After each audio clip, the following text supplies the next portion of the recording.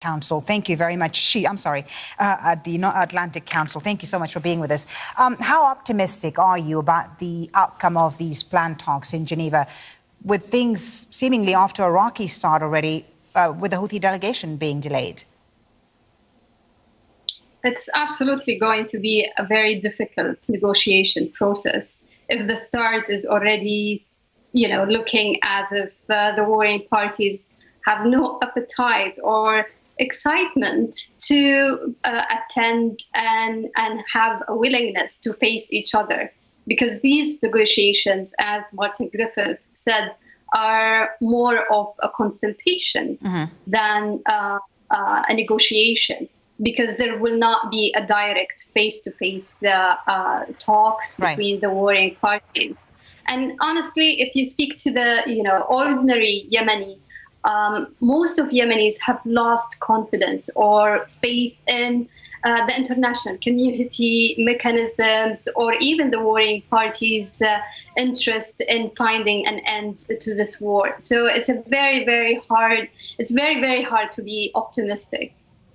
108 days of negotiations in Kuwait back in 2016 failed to broker a power-sharing deal between the government of President Hadi and the Houthis. Now, if they're as expected, they are not going to sit down face-to-face, as we've heard, what's the point of having these talks? I mean, can the UN and Martin Griffith succeed where Kuwaiti mediation failed? I mean, it's a very desperate action from the international community to show that there is, an interest or willingness to find a political solution to the war. But if we really want to find a political solution, we have to engage all warring sides of the conflict. Right. And that includes the US, the Americans, the Iranians, and we need their own diplomacy to be involved in these talks. Yeah. I understand and I appreciate the work done by the UN Special Envoy, but we need to bring the political aspect of it and bring American and British diplomacy into finding a political solution. Precisely, and it's not just the American and British.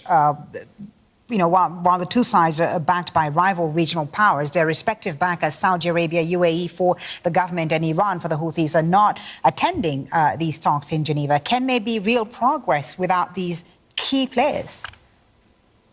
Well, it's a way of buying time, I think, for all warring parties, especially from the Saudi-led coalition, because they are going under huge international pressure.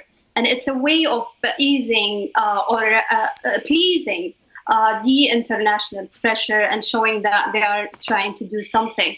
But honestly, there is no point except that we are prolonging the conflict and making what already a complicated war getting more complicated. Afrah Nasser, very good to get your thoughts on this. Thank you very much for joining us on the News Grid. Afrah Nasser is from the Atlantic.